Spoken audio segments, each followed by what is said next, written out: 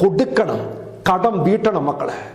കർത്താവ് ശുദ്ധീകരണ സ്ഥലത്തിലേക്ക് നോക്കുമ്പോൾ നമ്മുടെ കുടുംബത്തിൽ നിന്നും മരിച്ചുപോയ അനേകർ അവിടെ കിടന്ന് വേദന കൊണ്ട് പൊളയുക. ഈശോയ്ക്ക് അവരെ രക്ഷിക്കണമെങ്കിൽ ഭൂമിയിലുള്ള ദൈവമക്കൾ, അവരുടെ കുടുംബത്തിലുള്ള മക്കൾ വേണം. അതുകൊണ്ട് ദൈവം എന്ത് ചെയ്യും? ചെറിയൊരു സഹനം നമ്മുടെ വീട്ടിലേക്ക് ഇട്ടുതരും. ആ സഹനം എന്തിനു വേണ്ടിയാ പ്രിയപ്പെട്ടവരെ? ആ സഹനം സ്നേഹത്തോടെ സ്വീകരിച്ചുകൊണ്ട് ആത്മാവിന്റെ രക്ഷയ്ക്ക് വേണ്ടി കാഴ്ചവെച്ച് രക്ഷിക്കാനാ. പക്ഷെ ഈ സഹനം വരുമ്പോൾ നമ്മൾ ചെയ്യുന്ന കാര്യം എന്താ?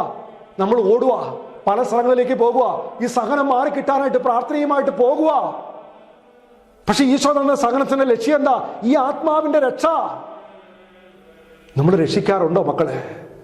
അമ്മ ത്രേസ്യ പറയുന്ന ഒരു കാര്യമുണ്ട്. അമ്മ ത്രേസ്യ പറയുവാണ്, 7 ഞായറാഴ്ചകളിൽ നിങ്ങളുടെ കുടുംബത്തിൽ നിന്ന് മരിച്ചുപോയവരെ പരിശുദ്ധ ബലിയിൽ കൊണ്ടുവന്ന് സമർപ്പിച്ചുകൊണ്ട് 7 ഞായറാഴ്ച കുർബാന പൂർണ്ണതയിൽ യോഗ്യതയോടെ അർപ്പിച്ച് കാഴ്ചവെക്കുമ്പോൾ ഈ ആത്മാക്കൾ പെട്ടെന്ന് സ്വർഗപ്രാപ്തിയിലേക്ക് അടുക്കുമെന്നാണ് അമ്മ ത്രേസ്യ പറഞ്ഞത്. അത് യൗസേപ്പിതാവിന്റെ നിയോഗാർത്ഥം.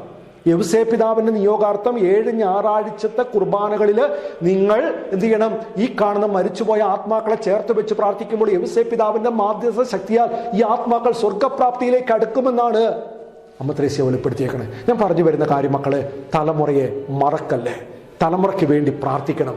അവർ ചെയ്തു പോയ പാപത്തിന്റെ കടങ്ങൾ മോചിച്ചെടുക്കണം. അത് നമുക്കാണ്. അല്ലെങ്കിൽ ആദ്യത്തെ തലമുറയിലേക്ക് പോകാതെ നമ്മളിലൂടെ അത് തീർന്ന് നമ്മൾക്കും സ്വർഗത്തിൽ പോകണം, തലമുറയും രക്ഷപ്പെടണം, നമ്മുടെ മക്കളും രക്ഷപ്പെടണം. അതിനുവേണ്ടി ആത്മാർത്ഥമായിട്ട് നമ്മുടെ പരിശുദ്ധ ബലിയിലും ദണ്ഡവിമോചനത്തിലും അതുപോലെ ഓരോ പ്രാർത്ഥനകളും കാഴ്ചവെച്ച് പ്രാർത്ഥിക്കട്ടെ. ഇന്നത്തെ ദിവസവും അല്ലെങ്കിൽ നാളത്തെ ദിവസവും ഒരു പൂർണ്ണ ദണ്ഡവിമോചനം, ധാരാളം ഭാഗ്യദണ്ഡവിമോചനം എടുത്ത് പ്രാർത്ഥിക്കാനായിട്ട് പ്രത്യേകം ശ്രദ്ധിക്കുക. ഈശോയുടെ ഹൃദയത്തിലേക്ക് ചേർത്ത് വെച്ച് പ്രാർത്ഥിക്കാം.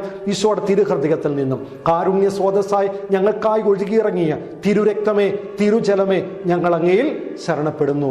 ആമേൻ. പരിശുദ്ധ അമ്മ മാതാവേ, യൗസേപ്പിതാവേ, പ്രത്യേകിച്ച് ഞങ്ങൾക്ക് വേണ്ടിയും ശുദ്ധീകരണ സ്ഥലത്ത് കഴിയുന്ന മുഴുവൻ ആത്മാക്കൾക്ക് വേണ്ടി മാധ്യസ്ഥം വഹിക്കണമേ, ഇപ്പോഴും എപ്പോഴും എന്നേക്കും.